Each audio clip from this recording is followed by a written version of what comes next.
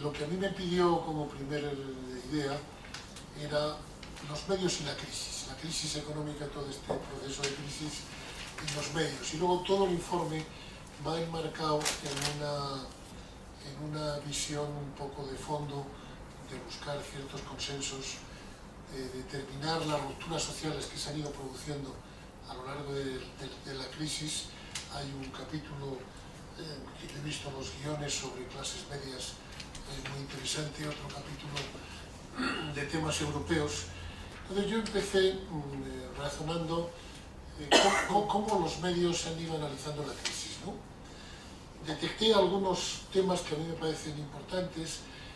Uno es el sesgo procíclico que los medios y los periodistas solemos dar siempre a la información, de forma que de alguna manera acentuamos las etapas de entusiasmo y acentuamos también las etapas de caída, ¿no?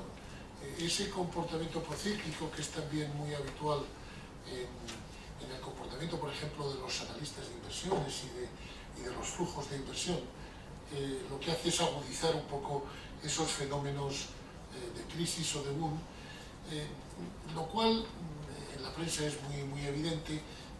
Hay además indicadores indirectos, por ejemplo, Economist utiliza el indicador ese que llaman el índice R, de cuántas veces aparece la palabra recesión y de cómo la multiplicación del índice R acaba produciendo un anticipo de la recesión, incluso acelerando la recesión.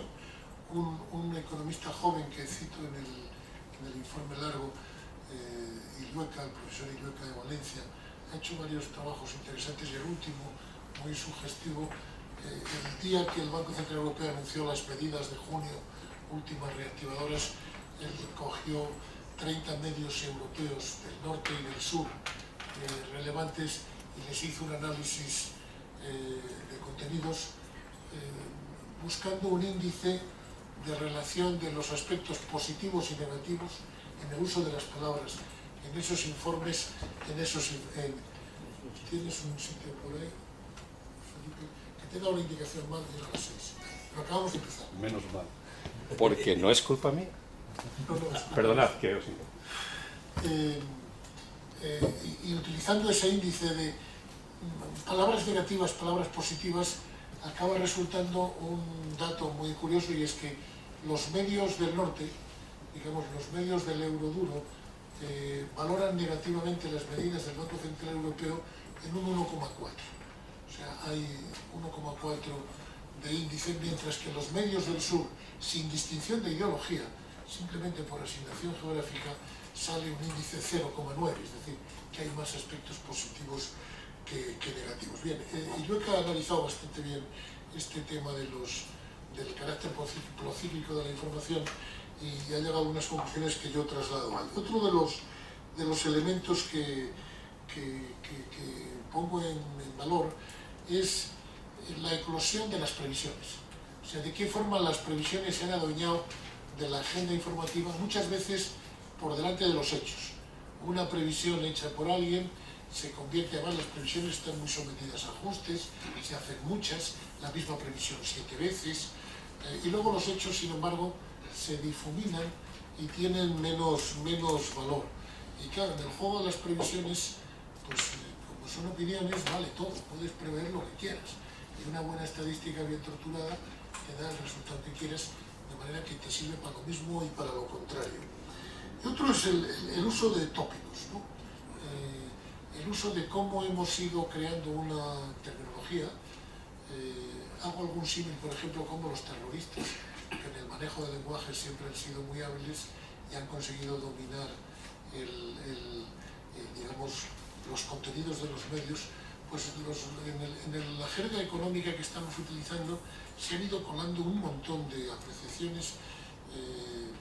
Por ejemplo, es muy frecuente que sin leer un informe se saquen las conclusiones del informe, ¿no? En base a un titular que alguien ha puesto en circulación, ¿no?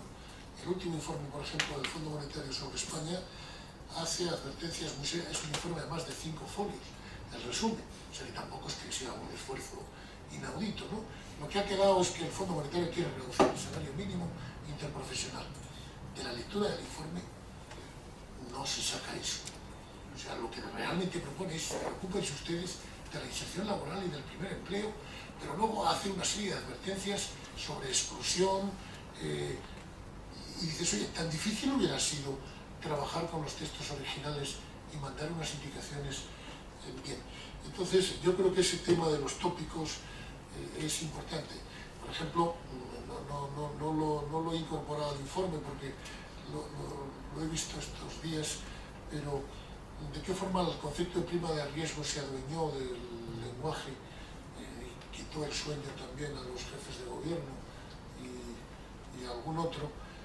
Y por ejemplo, no tenemos, digamos, presente de forma más clara otros datos que son muy relevantes, como es el endeudamiento. En la matriz de la crisis actual, lo que tenemos es un sobreendeudamiento. Bueno, ayer estaba viendo el gráfico del endeudamiento de familias, instituciones no financieras y Estado. Quito las instituciones financieras porque el endeudamiento de las instituciones financieras es el endeudamiento de las familias y de las entidades no financieras, claro, por tanto doblaría. Entonces, a lo largo de toda la crisis, siempre, cada mes, cada trimestre hemos crecido. O sea, que hemos hecho en este país un gran esfuerzo de ajuste. La prima de riesgo ya ha resuelto nuestros problemas, ya está en niveles tolerables, pero la raíz del problema, que es el endeudamiento, a ese nadie le presta la menor atención, y sí se prestó mucha atención estos días a que parece que las familias son más ricas, porque la bolsa ha subido y entonces las familias son más ricas, sin darse cuenta o cruzar esa estadística con otra que dice que con los ingresos regulares las familias no cubren sus gastos y tienen que tirar del ahorro, con lo cual se reduce el ahorro. Bien, entonces hemos tenido ahí, bueno, de ese resumen que era el núcleo del trabajo, que era cómo hemos tratado la crisis, pasé un poco a hacer un poco en 4 capítulos que se han adueñado del informe y que es a lo que nos lleva a la sesión de hoy, una primera descripción de cuál es nuestro trabajo, qué hace un periodista, a qué se debe dedicar. Y no pierdo el tiempo con ello, yo lo he titulado La piedra en el zapato, el carácter del periodismo, y en 8 de folios resumo, cogiendo, picoteando además definiciones de un otro lado, cuál es la naturaleza de nuestro trabajo. Luego he hecho en otro resumen, en otro capítulo, que lo he llamado de la edad de oro a la edad de hielo, qué es lo que nos ha pasado para, digamos, dar el salto de la edad de oro, que yo interpreto como edad de oro los 50 años que van de 1950 al año 2000. Si me apuráis más, del 45 al 2005, donde la prensa se hace, cuando digo la prensa digo los medios de comunicación en general, ¿no? Se hace, digamos, un hueco en la sociedad y un hueco en el sistema incluso democrático, que aunque muchas veces buscamos la raíz de la posición de la prensa en el sistema democrático, en la Constitución americana, en la Revolución Francesa, la verdad es que hasta mediados del siglo XX no hay una articulación de medios de comunicación, entre otras cosas porque tampoco había una articulación de sociedad culta, ilustrada, con opinión, entre otras cosas tampoco había un voto generalizado y masivo, ¿no? Porque al final el sufragio universal es un fruto del siglo XX, y siglo XX incluso un poco avanzado. En esa edad de oro los medios consiguen entrar, digamos, en una función social relevante, y se van a tropezar el año 2005 con lo que le he copiado a John Lee Anderson, que hablaba de la edad de hielo de la prensa. Me pareció un concepto bonito para ligarle con la edad de oro, y buscando qué es lo que nos ha pasado, pues nos han pasado 3 crisis simultáneas que se interrelacionan entre sí, ¿no? Por un lado, la crisis tecnológica, que esa le ha pasado a todo el mundo, es decir, ahí no podemos decir que nosotros les pasa a los taxistas, les pasa ahora a los libreros, y a nosotros pues nos ha pasado. Lo que es llamativo en el caso nuestro es cómo una gente como la profesión periodística, incluye los editores, el fenómeno de la transformación tecnológica, que les debía haber sido muy afín, les ha pasado y no se han enterado. Es decir, ni hemos inventado nada. Es decir, los grandes inventos han sido de los tecnólogos, han sido de otras gentes, pero desde nuestro mundo no hemos añadido nada al cambio tecnológico que han supuesto Internet y las redes sociales. Somos víctimas, como las agencias de viaje, los taxistas o los libreros, pero nosotros debíamos haber sido capaces de algo más. ¿Y por qué no hemos sido capaces de algo más? Es decir, el cambio tecnológico ha volatilizado los ingresos de los anuncios clasificados, que eran elemento central en la prensa tradicional de la edad de oro, esa de la que hablamos. ¿Cómo es que no hemos sido capaces de crear nada alternativo controlado por nosotros mismos? No digo que WhatsApp o que Facebook se podía haber creado desde algún medio informativo, que hubiera sido posible, ¿no? Porque nadie estaba más cerca de esos conceptos y de esa vivencia que el nuestro propio. Bien, entonces el cambio tecnológico nos ha pasado como un tsunami y prácticamente no nos hemos hecho más aún. Nos hemos metido en unas extrañas guerras de si no queremos ser periodistas orquesta, si no queremos, si las relaciones digitales y analógicas, que cómo las combinamos. Y hemos estado muchos años de debate, Lidia lo sabe bien, Felipe lo ha vivido desde una cierta distancia, como que eso no fuera ya un dato no elegible, ¿no? Y ahí seguimos todavía dando vueltas en los convenios y todas estas cosas a los digitales y los analógicos. Bueno, ahí nos ha pasado un fenómeno curioso. La segunda crisis es la de modelo, el asombro de no saber muy bien qué hacer.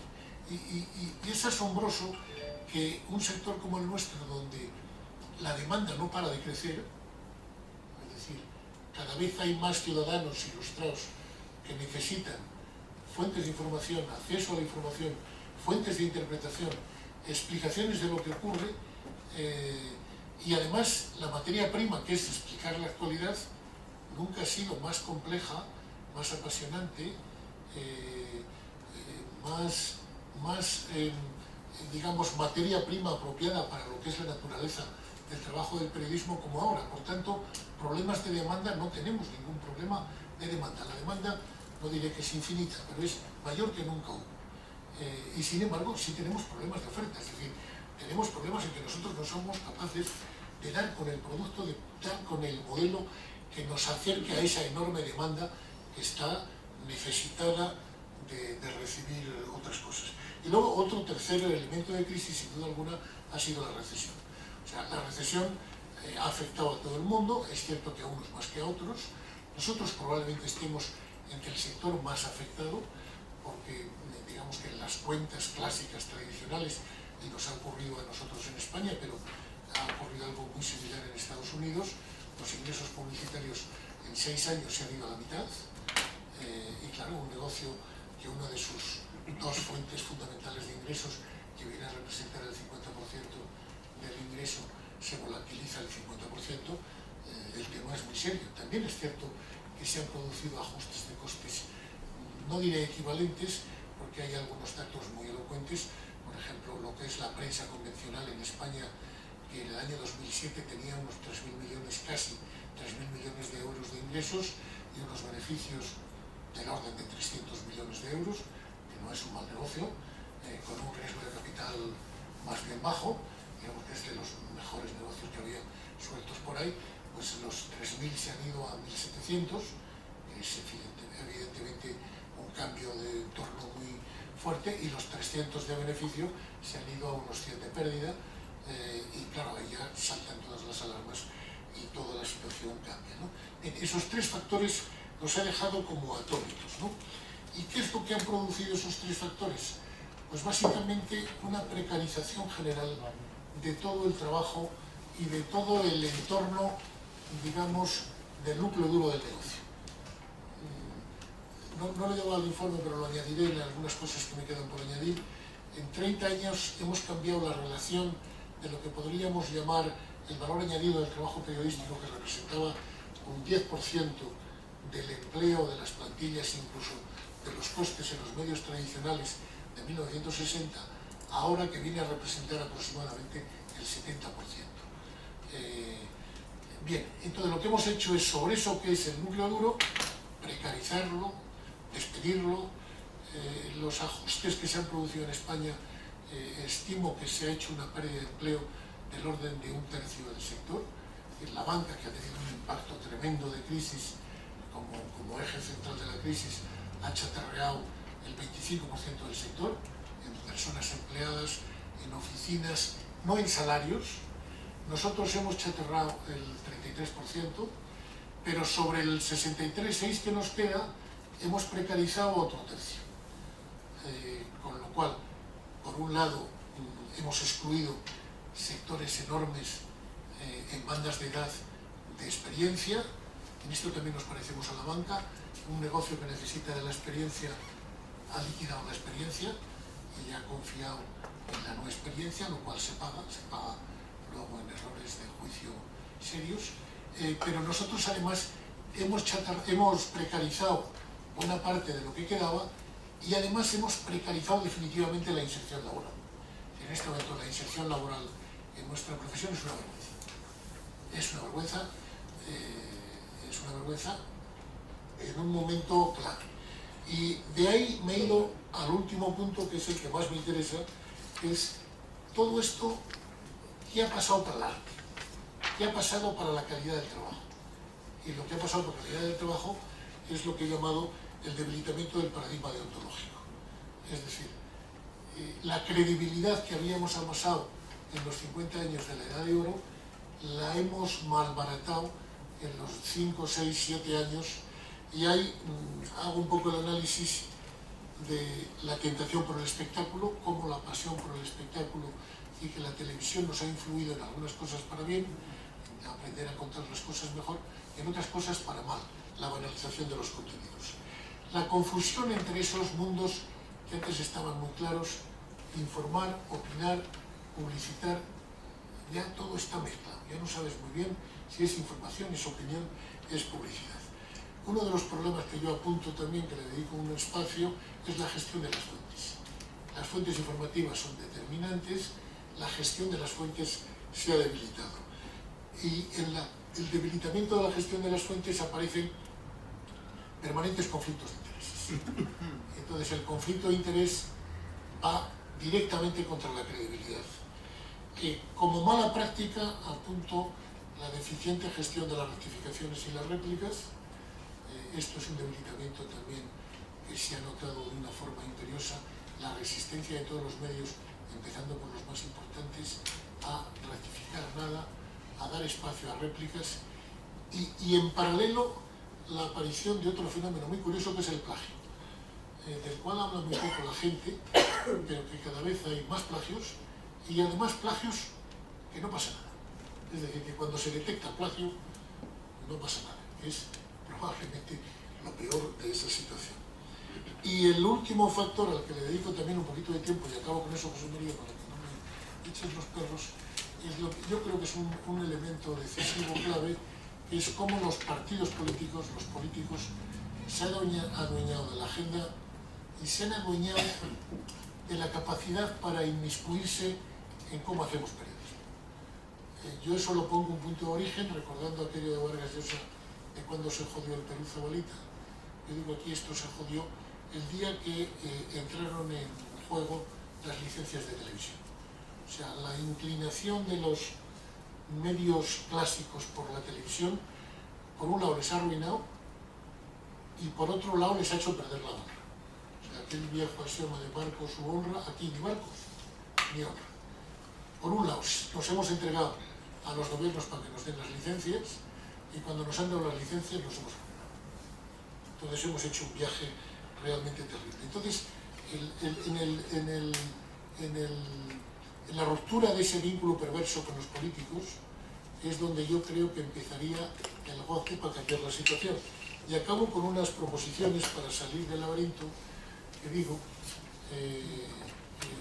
son las que tengo todavía más verdes, porque me quiero meter un poco con los convenios laborales que hay en las empresas, porque creo que han sido uno de los elementos negativos en la crisis.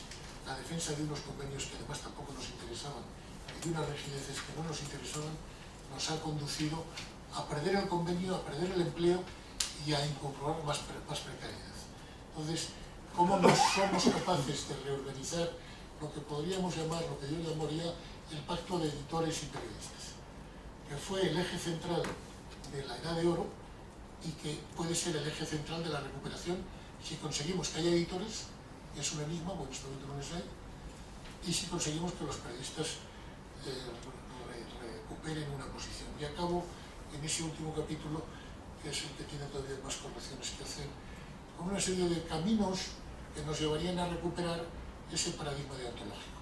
Pero insisto en que la recuperación del periodismo para la sociedad, que le interesa mucho a la sociedad, porque es imposible entender una sociedad avanzada, una democracia madura, si no hay un sistema de medios potente, pasa por recuperar ese paradigma de la deontología del periodismo, que es el clásico de los años 70, es decir, que tampoco hay que irse a...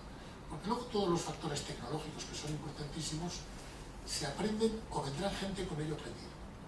Es decir, si los viejos no servimos, vendrán los jóvenes que lo harán. Pero lo que no es posible es olvidarte de que el eje del periodismo es un relato cierto, verificado, de hechos interesantes, que sean relevantes, que contengan todas las opiniones posibles, que den espacio al debate y que sirvan a la comunidad. Y eso es lo que he construido en los 77 folios que llevo ahora, que serán 80.